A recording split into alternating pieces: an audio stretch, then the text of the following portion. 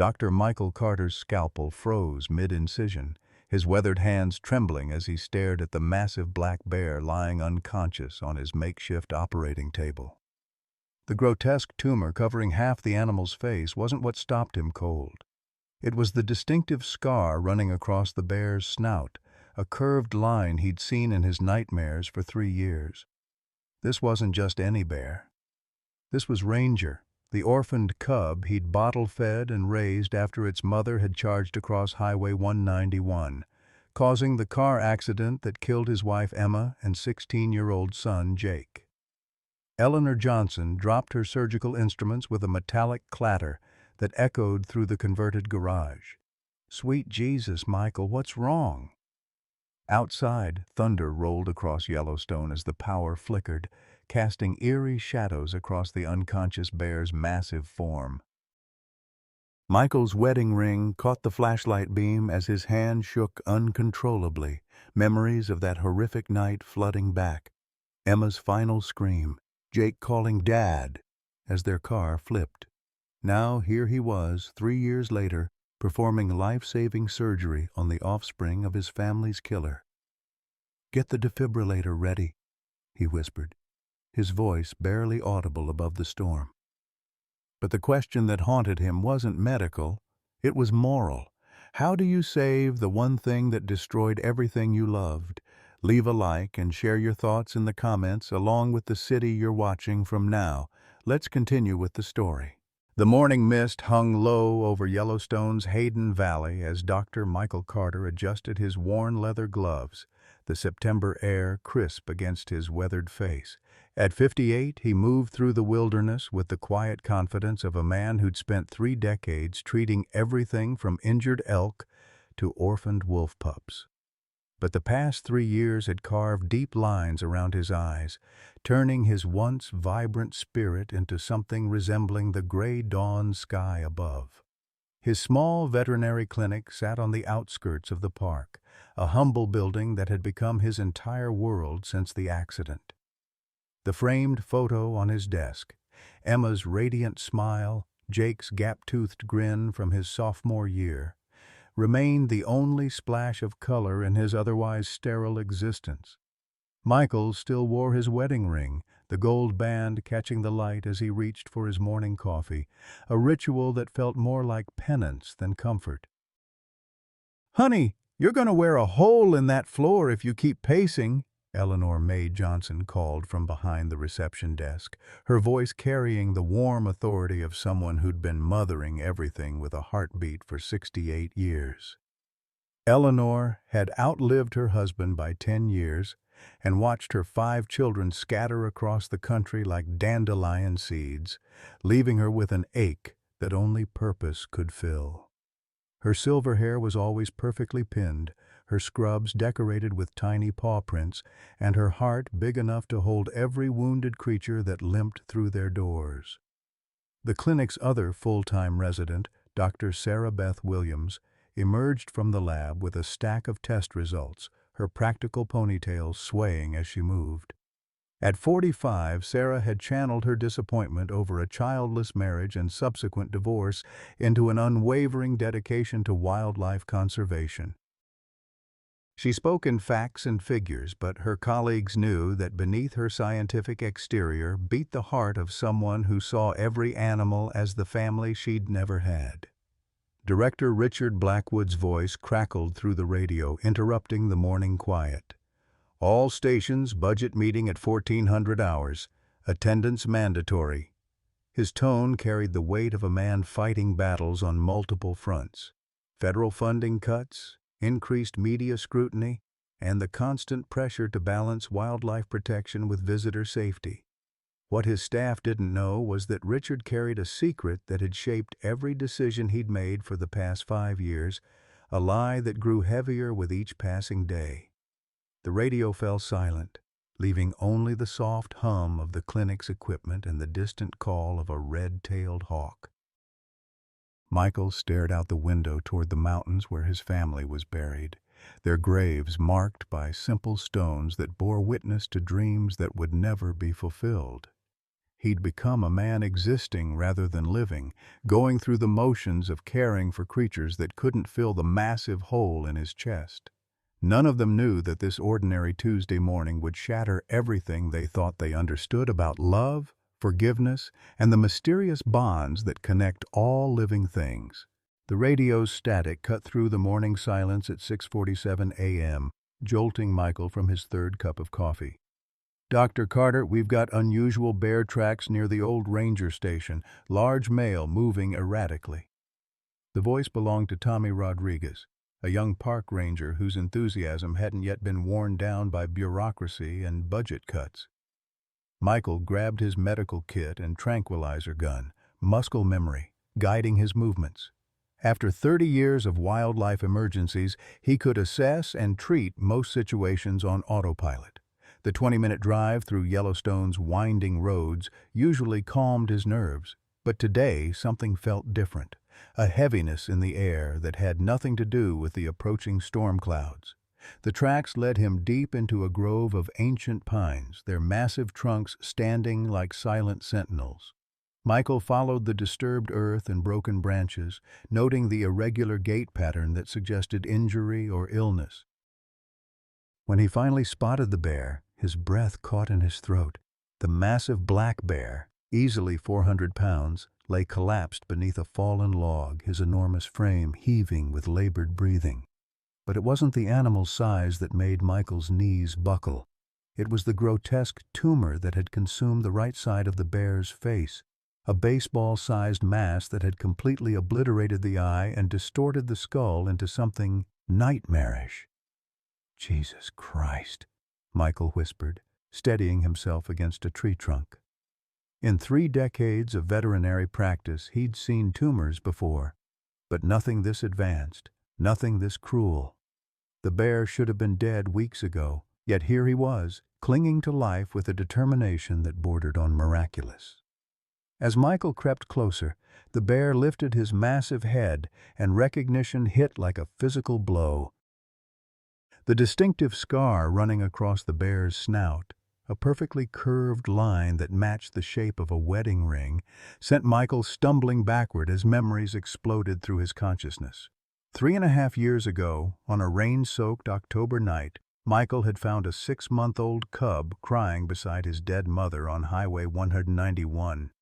The mother bear had been shot by poachers and was desperately seeking water when she crossed the road. Emma had been driving that night, coming home from Jake's football practice, when the wounded, panicked bear charged directly into their headlights. Michael remembered bottle-feeding this same cub through those first terrible weeks after the funeral, when grief made breathing feel impossible. The tiny bear had been his only companion during the darkest period of his life, the only living thing that seemed to understand loss. He'd named him Ranger and raised him until he was strong enough to survive on his own. Now, staring at the dying animal, Michael felt the universe's cruel sense of irony crushing down on him.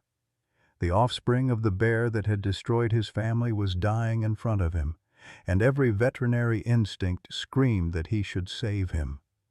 "God damn it," Michael muttered, his hands shaking as he pulled out his phone to call Eleanor. "I found Ranger," he said when she answered. "He's dying, Eleanor. There's a tumor. It's bad." "Well then, honey, what are you waiting for?" Eleanor's voice carried that no-nonsense tone that had guided him through countless crises. "That boy needs his doctor." Michael ended the call and approached slowly, his heart hammering against his ribs. Ranger watched him with his remaining eye, and Michael saw something that made his chest tighten: recognition. Despite the pain, despite the disfigurement, the bear remembered him. "Hey there, big guy," Michael whispered, extending his hand slowly. "Remember me?" Ranger's massive head lifted slightly, and he made a soft, huffing sound that Michael recognized from years ago, the same sound he'd made as a cub when seeking comfort. Then, with tremendous effort, Ranger extended his enormous paw toward Michael's outstretched hand. The moment their skin touched, Michael felt something shift inside his chest. a crack in the wall he'd built around his heart. This dying bear, the son of his family's killer, was asking for help. Not demanding, not threatening, asking, trusting. "Okay, boy," Michael said, his voice thick with emotion. "We're gonna fight this together, but I need you to trust me, just like when you were little." As if understanding, Ranger lowered his massive head and closed his eye, surrendering completely to the man who had once saved his life. Michael pulled out his radio with trembling fingers, knowing that the next call he made would change everything. "Eleanor, Sarah, I need you both. Emergency surgery. And bring everything we have. This is going to be the fight of our lives." The storm clouds gathered overhead as Michael sat beside the dying bear, his hand resting on the massive head that had once fit in his palm. Somewhere in the distance, thunder rumbled like a warning. The fluorescent lights in Director Richard Blackwood's office cast harsh shadows across his weathered face as Michael stood before the massive oak desk, still smelling of pine needles and bear musk from his morning in the field. Behind Blackwood, framed photographs showed him shaking hands with senators and celebrities, but Michael's attention was drawn to a smaller photo tucked in the corner. A young man in a wheelchair, his smile forced and his eyes hollow. "Absolutely not." Blackwood's voice cut through the air like a blade. "Dr. Carter, that animal poses an immediate threat to park visitors. You have 48 hours to resolve this situation permanently." Michael's jaw tightened. "Richard, this bear is dying.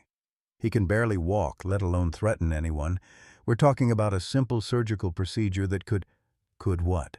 Blackwood stood abruptly, his chair rolling backward. "Could create a precedent that drains our already depleted budget. Could expose the park to liability when that thing eventually attacks someone." His voice rose with each word, spittle forming at the corners of his mouth. "My decision is final. Euthanize the animal." "That bear has a name," Michael said quietly. "His name is Ranger, and I raised him from a cub. He's not some random wild animal." "Which makes this even worse." Blackwood slammed his palm against the desk, causing the photograph frames to rattle. "You formed an inappropriate emotional attachment to a dangerous predator. This is exactly the kind of bleeding heart nonsense that gets people killed."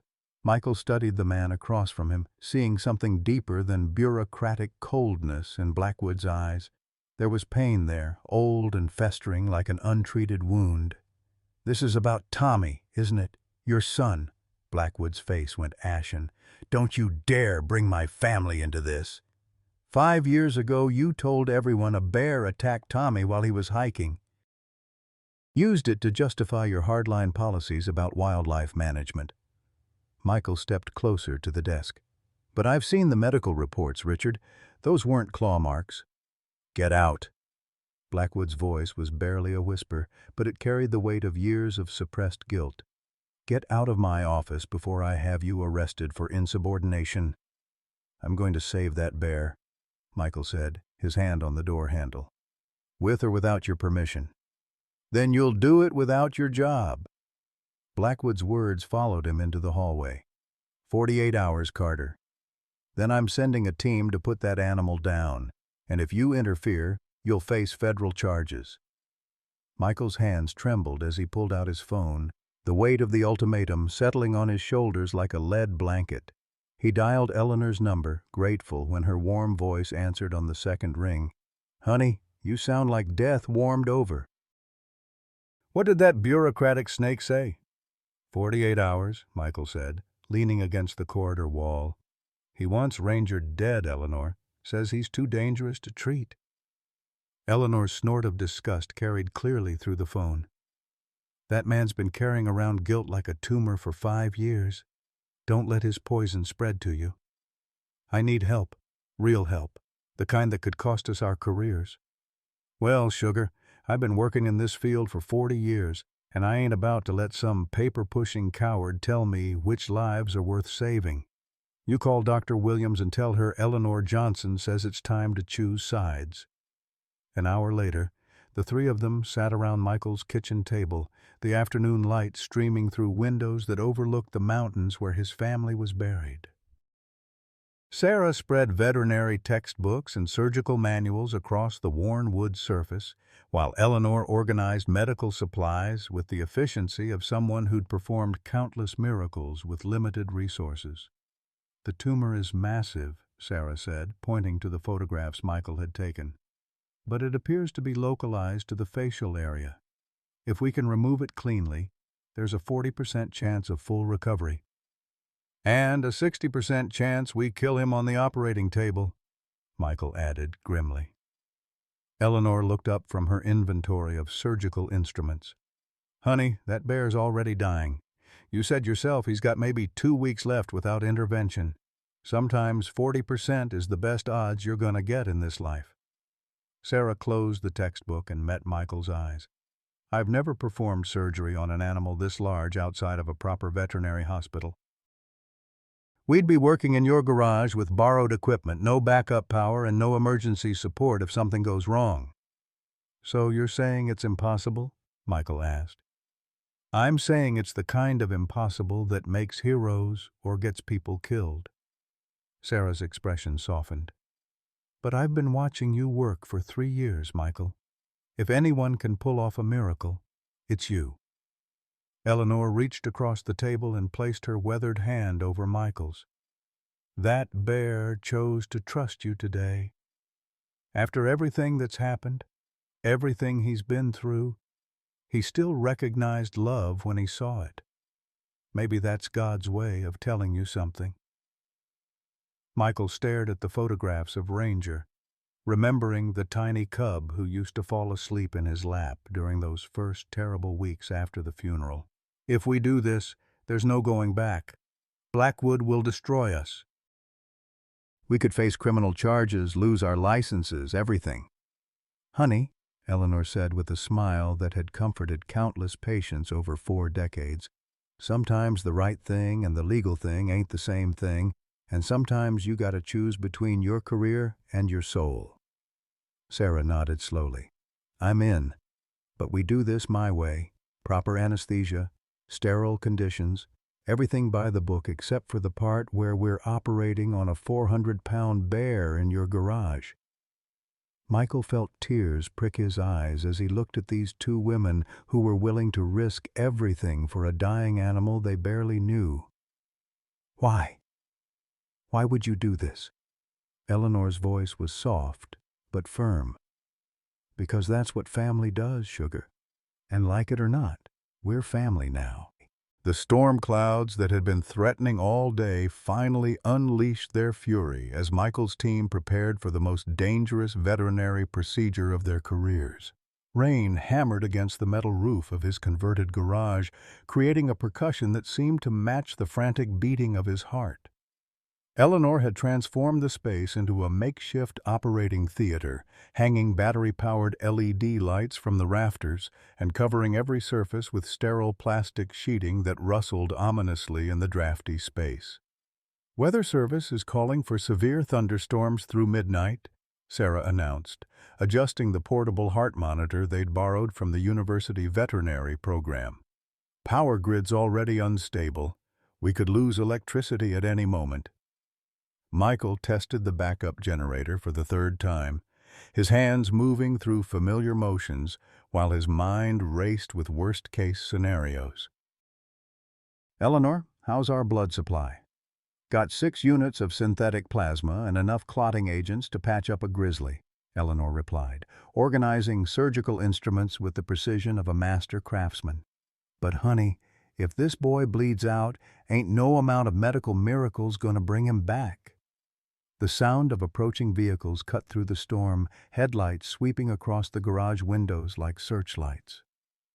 Michael felt his stomach drop until he recognized the faces emerging from the trucks. Local ranchers and park maintenance workers, people who'd known him for years and understood that some fights were worth risking everything. "Doc, we heard you might need some help moving a patient," called out Jake Morrison, a cattle rancher whose own animals Michael had treated countless times over the years. "Brought a hydraulic lift and some strong backs. This could get you all in serious trouble," Michael warned, but Jake just grinned and adjusted his weathered baseball cap. "Hell, Doc. You saved my prize bull last spring when the fancy veterinarians in town said he was a goner. Figure I owe you one." The procession to retrieve Ranger felt like a funeral march in reverse. Instead of carrying death away, they were bringing it home to fight. The massive bear was still conscious when they found him, his remaining eye tracking Michael's movements with an awareness that seemed almost human. The tumor had grown visibly larger in just the few hours since Michael's morning visit, a grotesque reminder of how little time they had left. "Easy, boy," Michael whispered, loading the tranquilizer gun with hands that had steadied considerably since making the decision to act. "Just like when you were little. Trust me." Ranger made no attempt to flee as the dart found its mark, simply watching Michael with that one dark eye until the sedative pulled him into unconsciousness.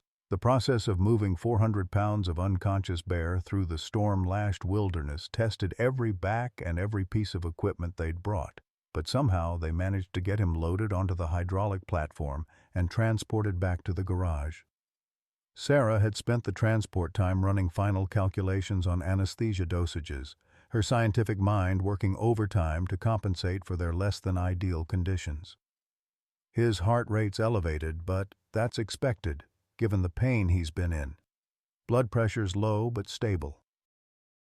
"We need to get him under full anesthesia within the next 20 minutes or risk complications." The garage had been transformed into something that resembled a real operating theater, complete with monitoring equipment, surgical lights, and enough medical supplies to stock a small hospital. Eleanor moved between stations like a conductor orchestrating a symphony, checking and double-checking every detail while the storm raged outside. "Michael," Sarah said quietly, pulling him aside as they prepared to begin. "I need you to know something. I found blood in his urine sample. That tumor, it might not be as contained as we hoped." Michael felt the familiar weight of impending loss settle on his chest, the same feeling he'd experienced in the hospital when the doctors had explained Jake's injuries. "Are you saying this is pointless?" "I'm saying we might be performing palliative surgery instead of curative surgery. Buying time instead of curing disease." Sarah's eyes were gentle but honest.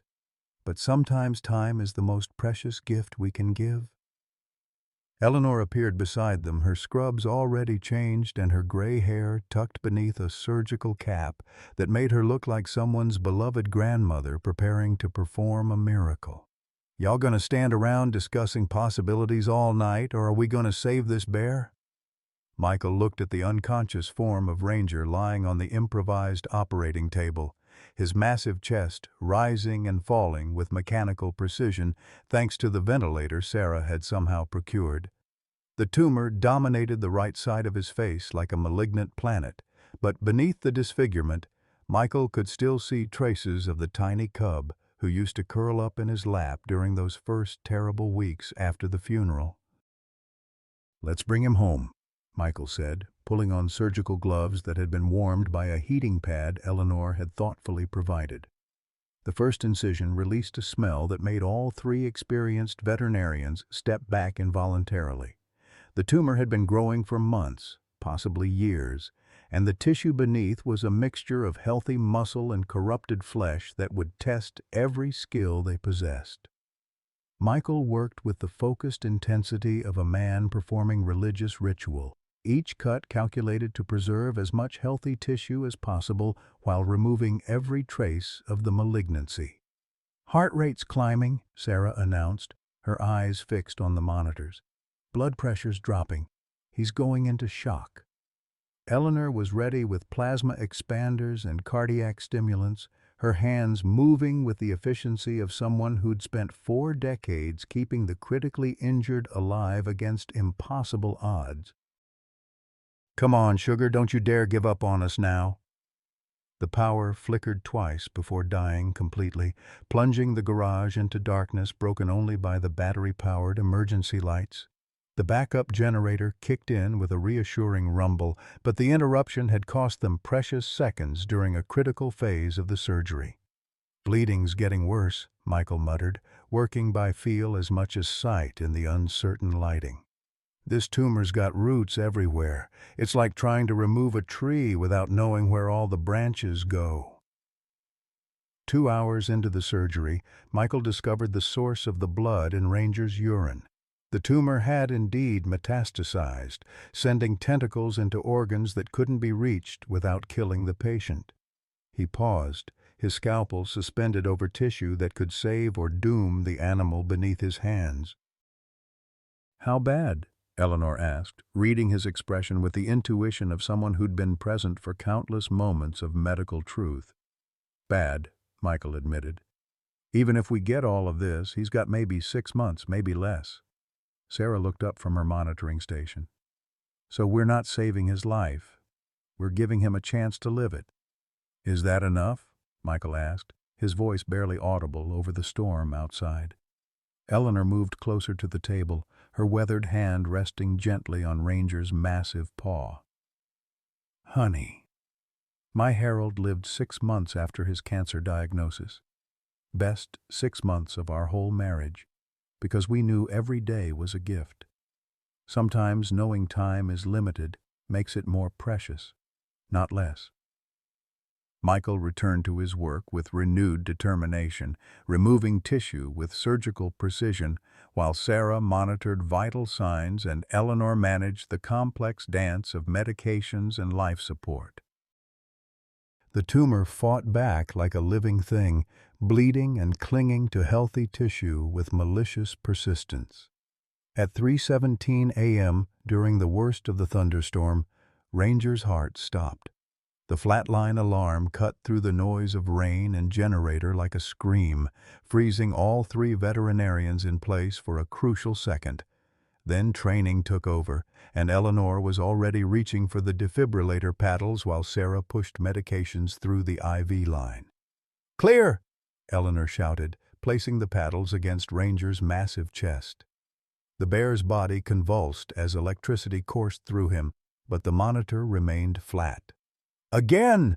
Michael commanded, performing chest compressions on an animal whose ribcage was broader than his own torso. "Come on, Ranger. Don't leave me. Not like this." The second shock brought back a weak, irregular heartbeat that gradually strengthened as Sarah adjusted medications and Eleanor monitored blood flow. Michael found himself whispering prayers he hadn't spoken since Jake's funeral, bargaining with a God he'd stopped believing in 3 years ago. "That's my boy," Eleanor murmured as Ranger's vital signs stabilized. "That's my brave boy." Dawn was breaking as Michael finally placed the last suture, his hands cramped and aching from 6 hours of the most delicate work he'd ever performed. The tumor was gone, removed cleanly despite its aggressive spread, leaving behind a face that would be forever scarred but recognizably alive. "He's beautiful," Sarah whispered, tears streaming down her face as she looked at the sleeping bear. Eleanor wiped her own eyes with the back of her surgical glove. "Always was. Just took some digging to find him under all that hurt." As if responding to their voices, Ranger's remaining eye fluttered open, focusing immediately on Michael's face. The bear made a soft sound, not quite a whimper, not quite a purr, and slowly, carefully, raised one massive paw toward Michael's hand. Michael grasped the offered paw gently, feeling the strength still contained in those powerful digits. "Welcome back, boy. Welcome back." Outside, the storm was passing, and the first rays of sunlight were streaming through the garage windows, illuminating a scene that would have seemed impossible just 12 hours earlier. A dying bear, saved by the man whose family had been killed by his mother, surrounded by people who'd risked everything for the chance to heal something broken. The morning sun had barely crested the mountains when the convoy of black government vehicles rolled up Michael's gravel driveway. their engines cutting through the peaceful post-storm silence like chainsaws through prayer. Michael watched from his kitchen window as Director Blackwood emerged from the lead vehicle, flanked by 4 armed park rangers and a woman in an expensive suit who screamed federal authority from her perfectly pressed collar to her government-issued shoes. "Dr. Carter!" Blackwood's voice carried the weight of bureaucratic fury as he pounded on the front door. "Open this door immediately or we're coming in." Michael exchanged glances with Eleanor, who was sitting at his kitchen table calmly sipping coffee as if armed federal agents surrounded houses every Tuesday morning in her world. Sarah stood at the garage door, her hand protectively resting on the frame that separated them from the still sedated ranger. 48 hours aren't up yet, Richard," Michael called through the door, his voice steady despite the adrenaline coursing through his veins. "I've got 6 more hours by my count. You performed unauthorized surgery on federal wildlife." The woman in the suit stepped forward, her voice sharp enough to cut glass. "I'm Special Agent Patricia Thornton with the Fish and Wildlife Service, and you're under arrest for violation of the Endangered Species Act, practicing veterinary medicine without proper permits, and about 12 other federal crimes I'm still counting." Eleanor set down her coffee cup with deliberate calm and walked to the door, opening it just wide enough to peer out at the assembled law enforcement. "Well, honey, that's quite a list. You got a warrant for all that arresting you're planning to do?" Agent Thornton's face flushed red. "Ma'am, we don't need a warrant when federal wildlife is involved." "Step aside. Actually, sugar, you do." Eleanor's voice carried the sweet menace of a Sunday school teacher correcting a particularly dense student. "See, I called my nephew last night. He's a federal prosecutor up in Billings, and he explained the law real clear. You need either a warrant or immediate danger to life and limb. Now, unless you're planning to argue that a sedated bear in a garage poses immediate danger, I suggest you come back with proper paperwork." Blackwood's face had gone purple with rage. "Eleanor, don't make this harder than it has to be. That animal needs to be destroyed before it kills someone." "The only thing that needs destroying around here is your career," Eleanor shot back. "You've been lying about your son for 5 years, Richard. Maybe it's time to tell the truth." The words hit Blackwood like a physical blow, causing him to stagger backward. Agent Thornton looked between them with growing confusion, sensing undercurrents she didn't understand.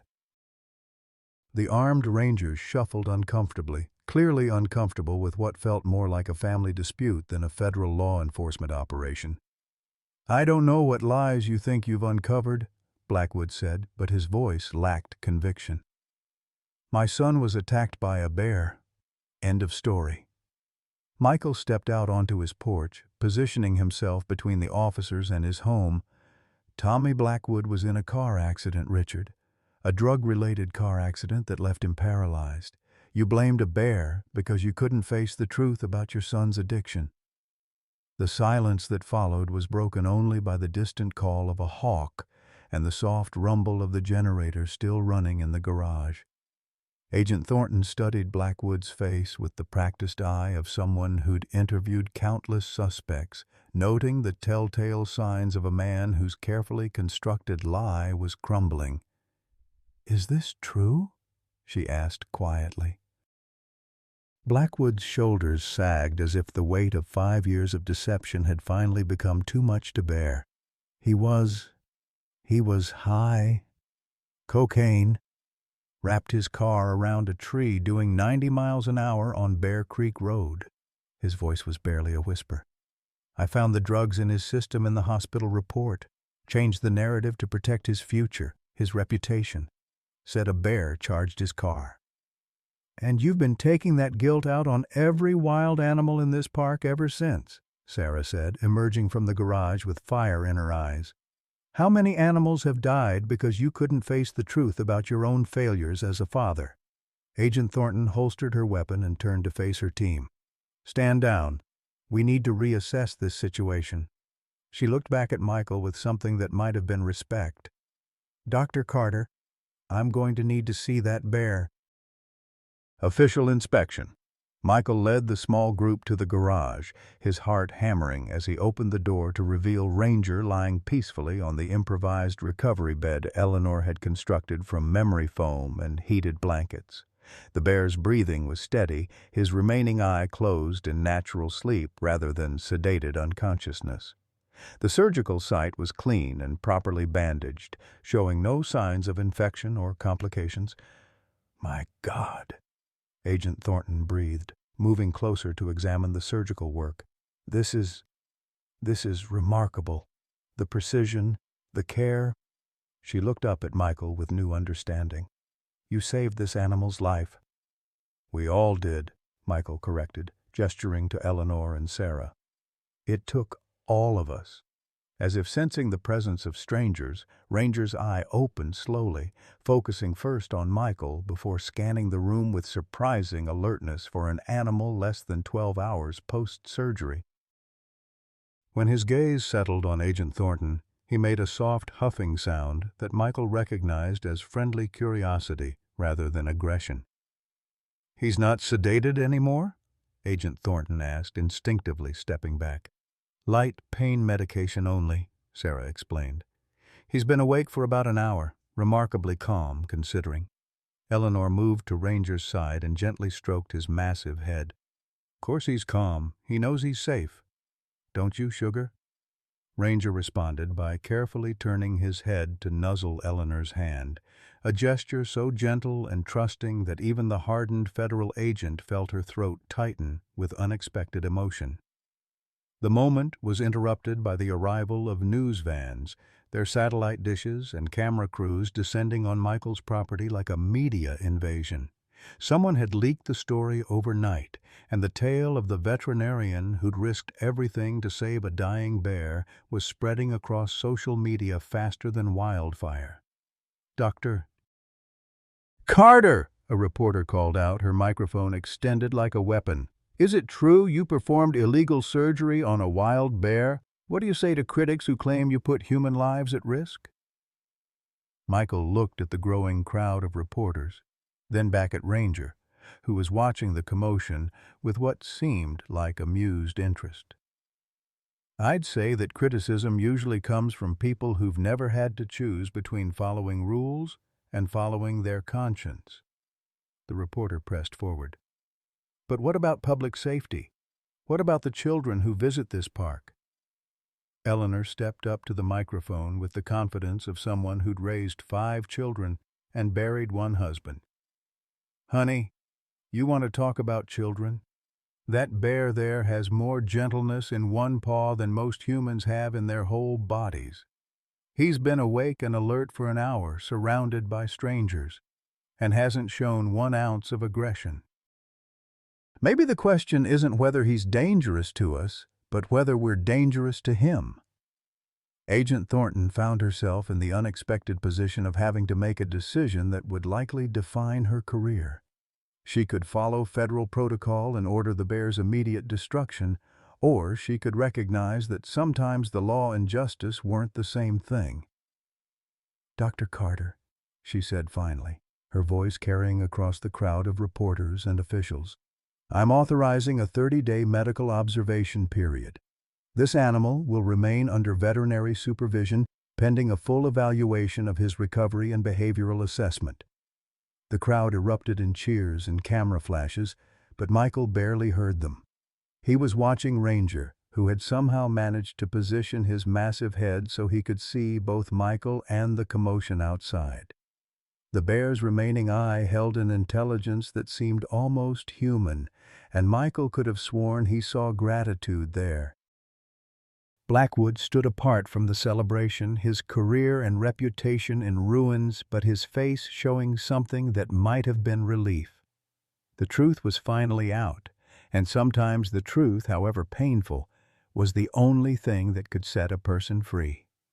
As the crowd began to disperse and the immediate crisis passed, Michael realized that they'd won more than just Ranger's life.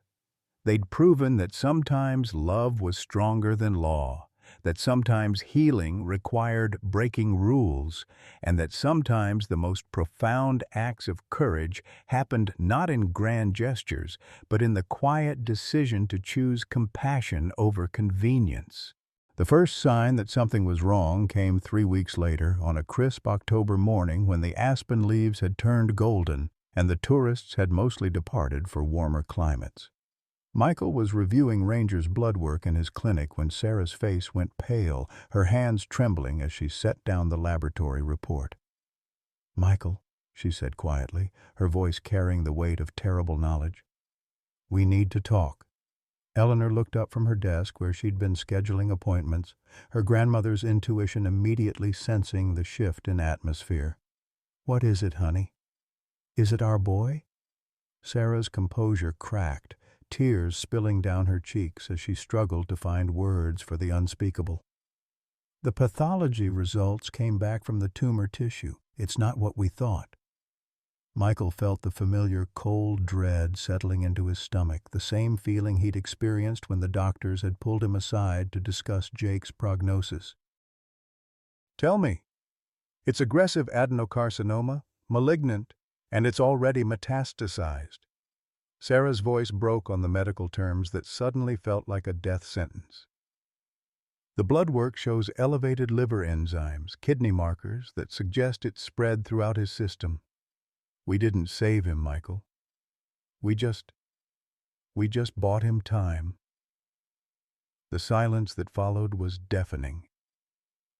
Outside, Ranger was playing in the large enclosure they'd built for his recovery, rolling on his back in the autumn sunshine like an enormous, carefree puppy. He'd gained weight, his remaining eye was bright and alert, and his playful antics had charmed visitors from around the world.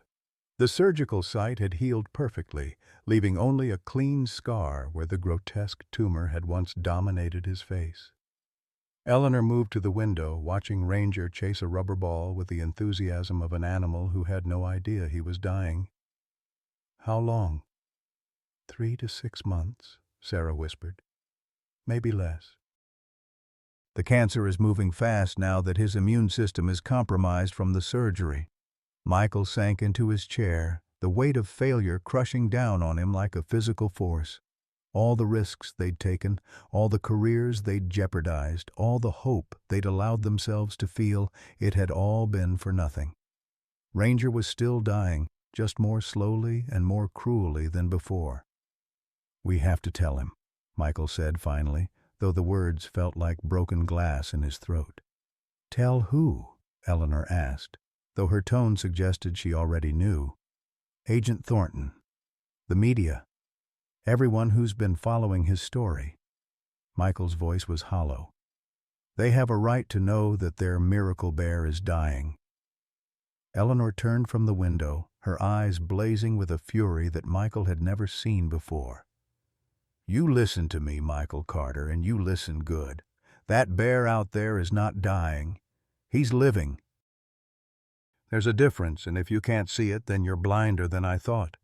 "Eleanor, be realistic. He has cancer, advanced cancer. Nothing we do is going to change that." "So what?" Eleanor's voice rose with each word. "My Harold had cancer, too. Stage 4 pancreatic cancer that was supposed to kill him in 6 weeks. You know what he did with those 6 weeks? He lived them, every damn day. He lived them like they were the most precious gifts he'd ever received." Sarah wiped her eyes and looked between them. "Eleanor's right. We're talking about this like it's a failure. But look at him."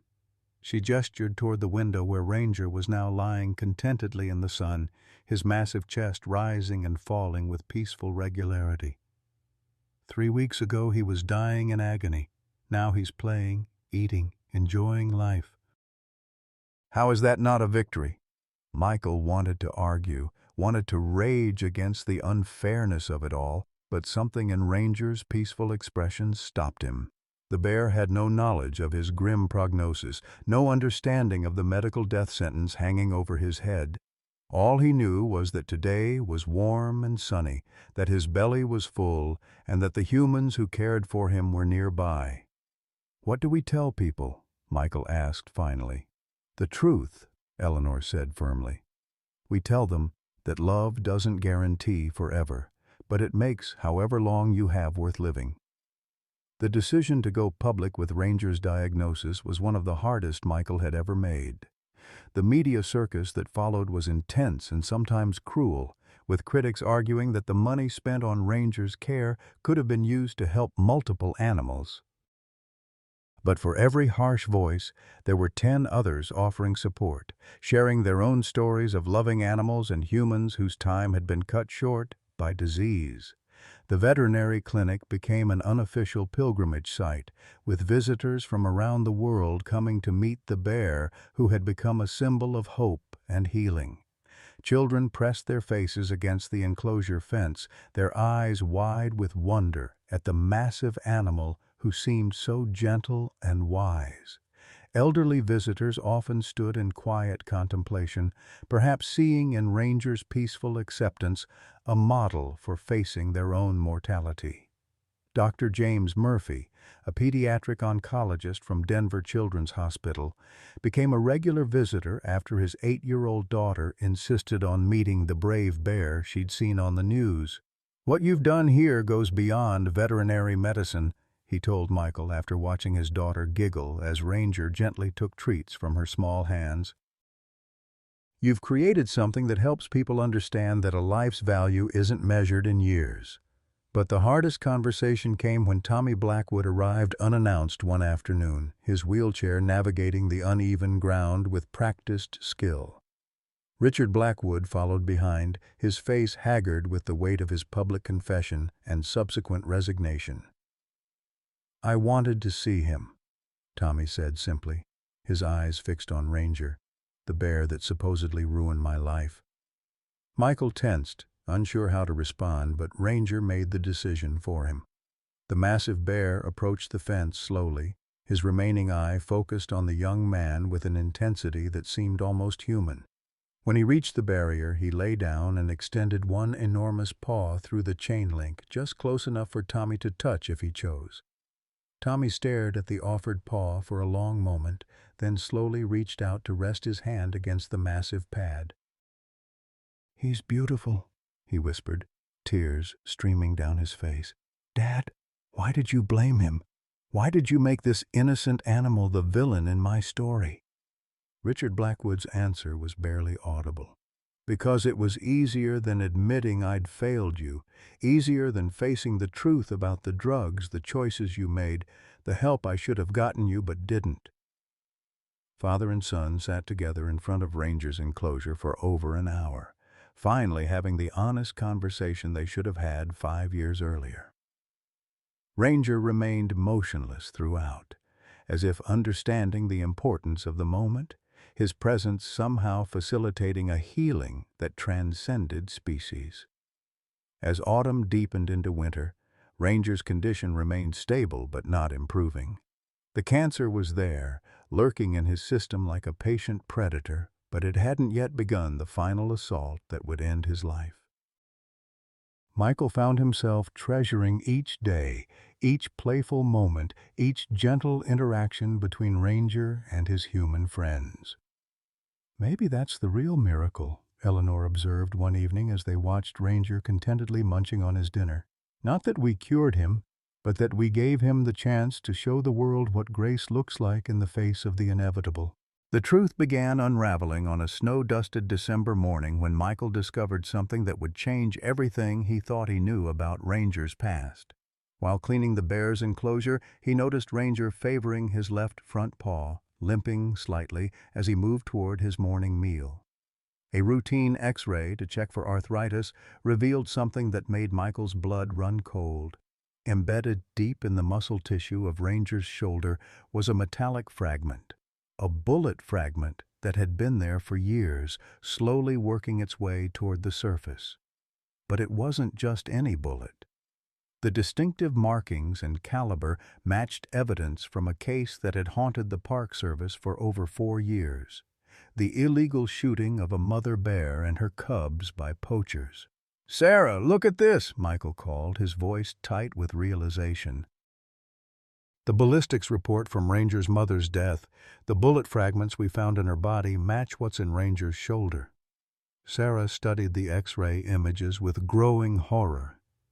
That means she was shot first, maybe weeks before the highway incident. Michael's hands shook as he pulled up the case files on his computer. She wasn't hunting when she crossed that road. She was dying, desperate, trying to find water for herself and her cubs. Eleanor appeared in the doorway, drawn by the tension in their voices. "What are you two looking at that's got you both pale as ghosts?" Michael turned the screen toward her, showing the evidence that painted a completely different picture of the night that had destroyed his family. The bear that killed Emma and Jake. She was wounded, shot by poachers. She wasn't being aggressive, Eleanor. She was trying to survive long enough to save her babies. The implications hit them all simultaneously. The mother bear that Michael had hated for 3 years, the animal he'd blamed for destroying his world, had been a victim herself, a desperate mother trying to protect her young, just like Emma had been protecting Jake when she swerved to avoid the collision. "Sweet Jesus," Eleanor whispered, sinking into a chair. "All this time, all this anger." But the revelations were far from over. Dr. Patricia Hernandez, a forensic veterinarian Michael had contacted about the bullet fragment, called that afternoon with news that would shatter another carefully constructed lie. "Dr. Carter, I've run the ballistics analysis on that fragment. The bullet came from a .30-06 rifle, and the markings match a weapon registered to one person in your area." Her voice was grim. "Richard Blackwood." The silence that followed was deafening. Michael felt the world tilting around him as pieces of a horrific puzzle clicked into place. "You're saying Blackwood shot Ranger's mother?" "I'm saying the evidence suggests it. But there's more. I cross-referenced the dates, and according to park records, Blackwood was on a hunting trip with his son Tommy the weekend before the highway incident. It wasn't a sanctioned hunt. There's no paperwork, no permits." Michael's mind raced through the implications. Tommy wasn't attacked by a bear, and his car accident wasn't random either.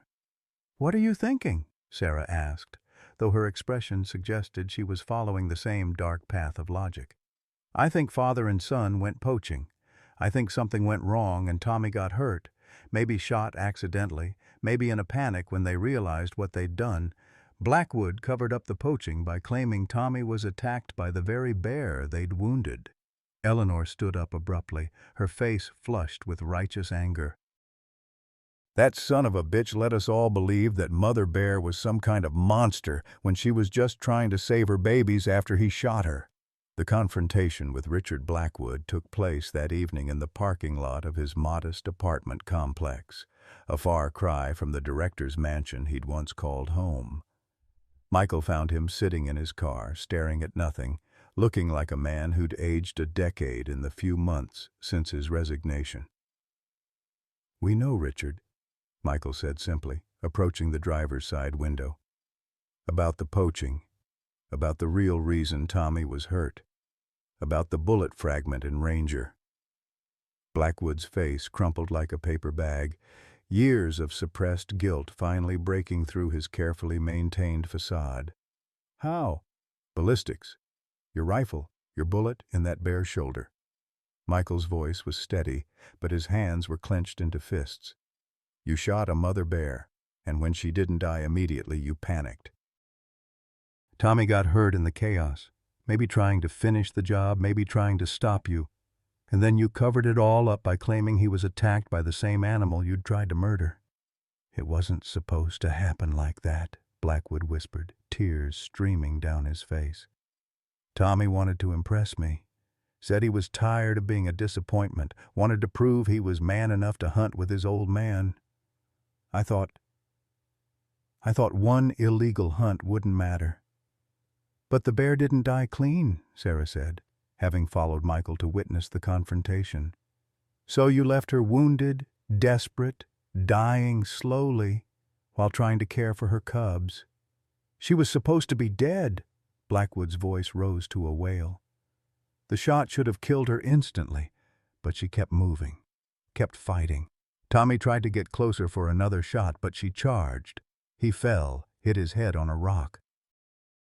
When I got to him, he was seizing, bleeding from his ears. Eleanor stepped out of the shadows, her voice cold as winter wind. "So you let that poor mother bear take the blame for your son's injuries. Let her die knowing she'd failed to protect her babies. Let Michael hate her for 3 years while you played the grieving father whose boy was attacked by a vicious predator." "I was protecting my son," Blackwood screamed. "Do you have any idea what it would have done to his life if people knew he was poaching? His future, his reputation?" "His reputation?" Michael's voice was dangerously quiet. "Your son's reputation was more important than the truth, more important than a mother bear's life, more important than my family's peace." The weight of Blackwood's deception extended far beyond personal betrayal.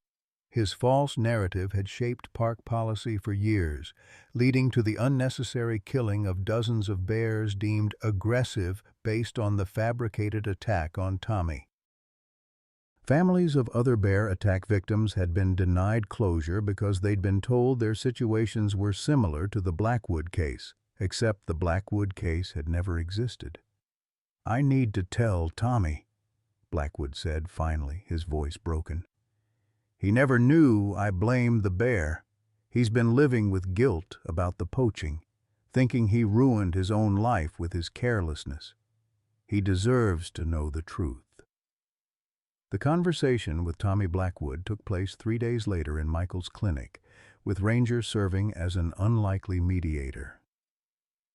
The young man listened in stunned silence as his father finally told the complete truth about that weekend 4 years ago, about the desperate cover-up that had followed, and about the innocent animals that had died because of their lie.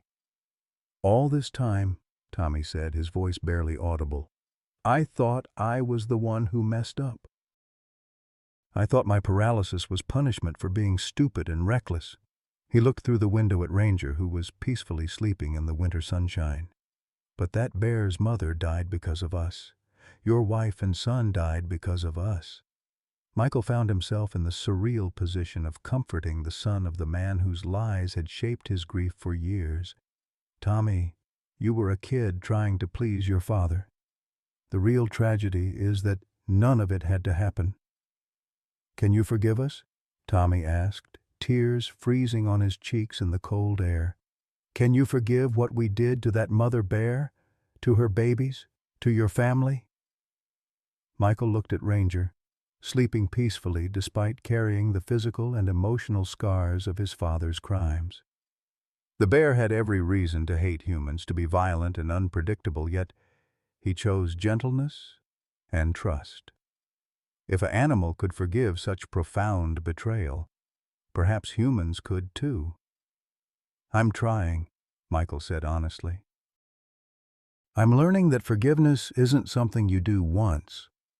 It's something you choose over and over, until one day you realize the anger doesn't own you anymore."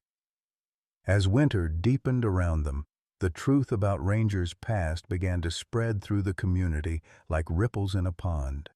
The story of the wounded mother bear became a rallying cry for wildlife protection reform, while Tommy Blackwood became an unexpected advocate for ethical hunting practices and government transparency.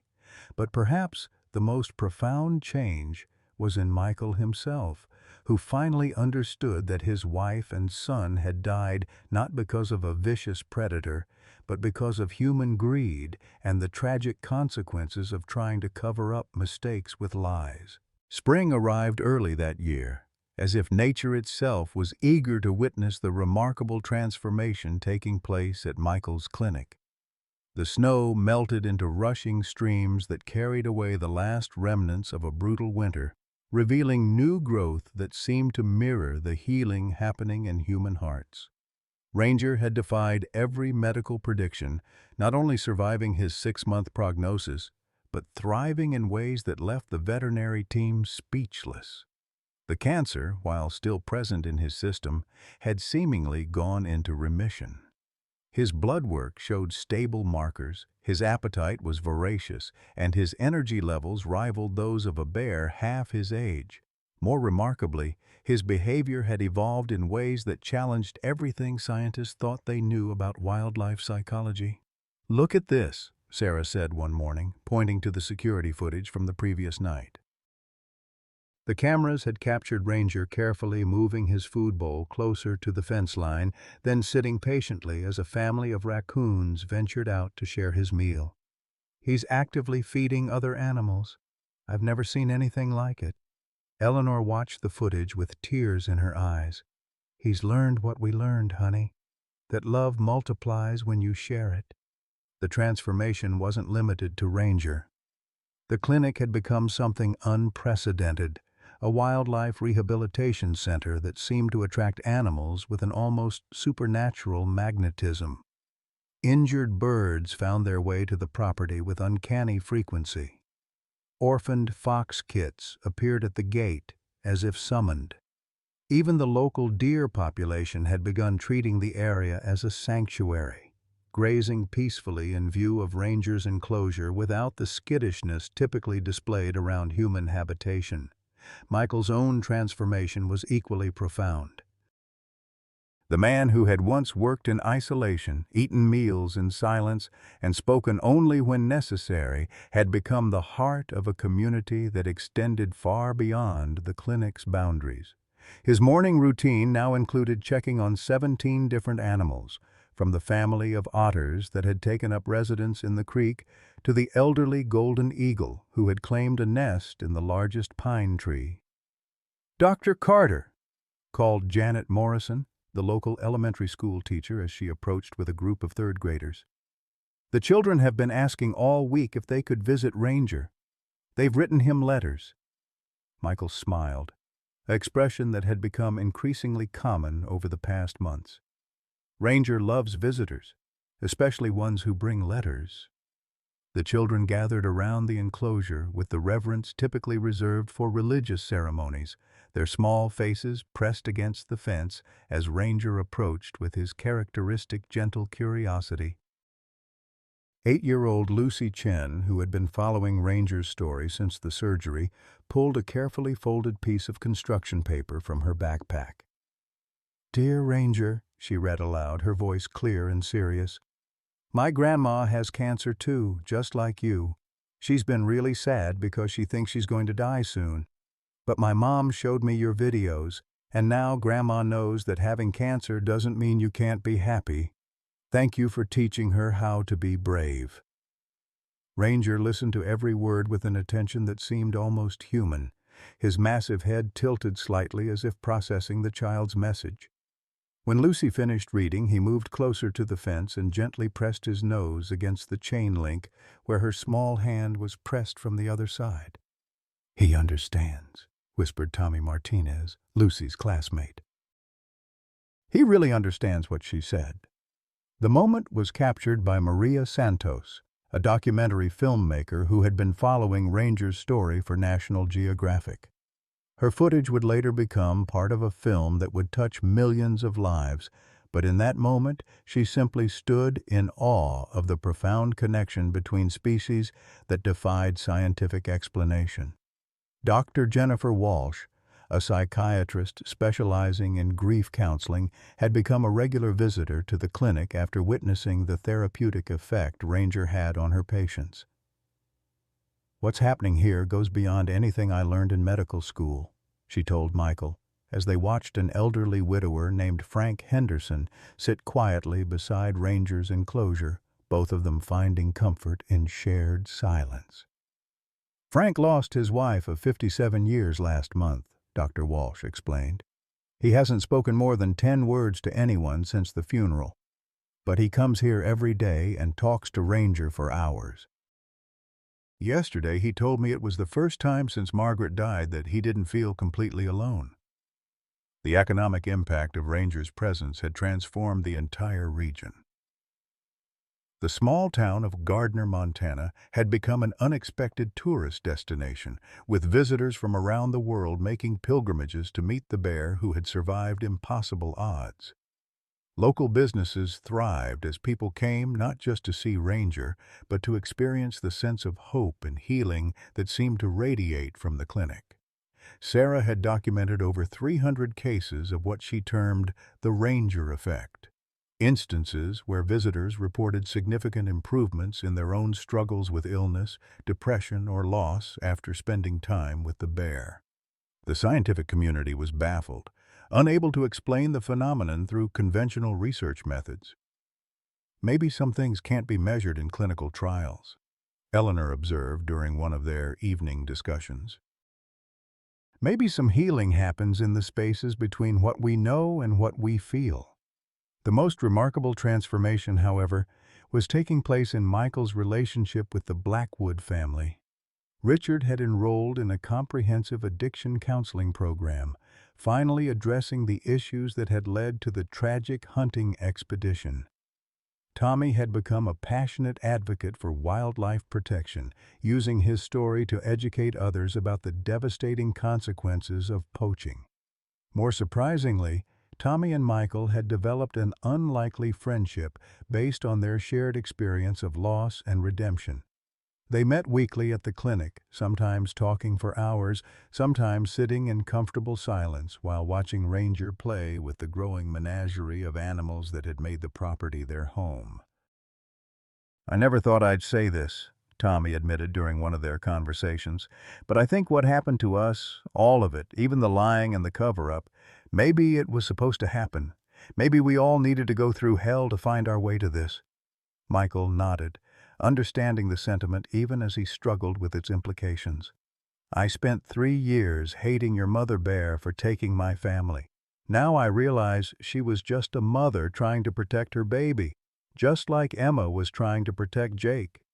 The real enemy was never the animals, it was our own fear and ignorance." As summer approached, Ranger's story had attracted international attention.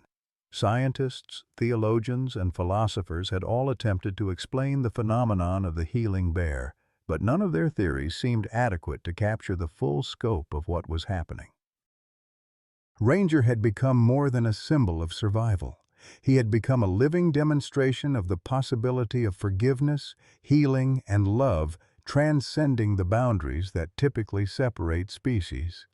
Dr. Elizabeth Hartwell, a renowned animal behaviorist from Stanford University, spent 2 weeks observing Ranger's interactions with both animals and humans. Her preliminary findings challenged fundamental assumptions about wildlife psychology and interspecies communication. "What we're witnessing here defies conventional understanding," she told Michael during her final interview. Ranger exhibits behaviors that suggest not just intelligence, but something approaching wisdom. His ability to sense human emotional distress and respond appropriately is unprecedented in the literature. The clinic had also become a research center, with universities around the world sending students and faculty to study the unique ecosystem that had developed around Ranger. The property now housed 43 different animal species, many of which had arrived injured or orphaned and chosen to remain even after recovery. "It's like he's created his own family," Sarah observed, watching Ranger share his afternoon meal with a raccoon family, 2 juvenile foxes, and a one-winged hawk that had become his constant companion. Not just tolerating other animals, but actively caring for them. Eleanor, now 71 and moving more slowly than she once had, found new purpose in managing what had become known as Ranger's Sanctuary. Her grandchildren visited regularly, though they lived across the country, drawn by stories of their grandmother's magical work with animals. "Grandma Eleanor," asked her 6-year-old granddaughter Emma during a summer visit, "why is Ranger so special? Why does everyone love him so much?" Eleanor knelt beside the child, her weathered hands gentle as she pointed toward the bear who was currently allowing a family of chipmunks to use his massive paw as a playground slide. "Because he shows us what we could be, sweetheart. He shows us that being hurt doesn't mean you have to hurt others. That being scared doesn't mean you have to be mean. That love is always possible, even when everything seems impossible. As autumn returned and Ranger entered his second year beyond his original prognosis, Michael realized that the question was no longer how long the bear would live, but how profoundly he would continue to change the lives he touched. The daily stream of visitors included cancer patients seeking hope, grieving families looking for comfort, and individuals from all walks of life who had heard about the bear, who seemed to understand human suffering and respond with infinite compassion. "We saved his life," Michael told a group of veterinary students who had come to study Ranger's case. "But somewhere along the way, he saved all of ours." The students took careful notes, trying to quantify the unquantifiable, but Michael knew that the real lesson couldn't be captured in textbooks or research papers. It lived in the daily miracle of watching a creature who had every reason to be bitter and afraid choose instead to be gentle and trusting. It lived in the transformation of a broken veterinarian into a healer, a guilt-ridden father into an advocate, and a dying bear into a symbol of hope that transcended species boundaries. As winter approached once again, Michael found himself no longer counting Ranger's remaining days, but celebrating each one as a gift that continued to multiply in ways he was only beginning to understand. Message for American seniors, 55 to 68. Sometimes the most profound healing comes not from fixing what's broken, but from learning to love in spite of the cracks. If you're reading this and feeling like your best days are behind you, like loss has defined your story, or like it's too late to find purpose again, Ranger's story is for you. At 58, Dr. Michael Carter thought his life was over after losing his family. He lived in isolation, going through the motions, convinced that meaning had died with his loved ones. But sometimes, God places the most unlikely teachers in our path. A dying bear taught him that love doesn't end with loss. It transforms. That forgiveness isn't about forgetting the past, but about refusing to let it poison the future. That even when our bodies carry scars and our hearts bear wounds, we can still choose to nurture rather than destroy, to heal rather than harm. Eleanor, at 68, found her greatest purpose not in raising her own children, but in caring for creatures others had given up on. Richard discovered that admitting his failures freed him to become the father he'd always wanted to be. Your story isn't over because you've faced heartbreak, illness, or regret. Sometimes our deepest wounds become the source of our greatest compassion. Sometimes the family we choose matters more than the one we lost. Sometimes healing others heals ourselves in ways we never imagined possible. Questions for interaction. Have you ever found unexpected purpose or healing during what felt like your darkest season? Share your story. Others need to hear it. What wounded creature in your life, person, animal, or cause, might be waiting for your unique gift of compassion? Please share your thoughts in the comments below. Your experience might be exactly what someone else needs to hear today.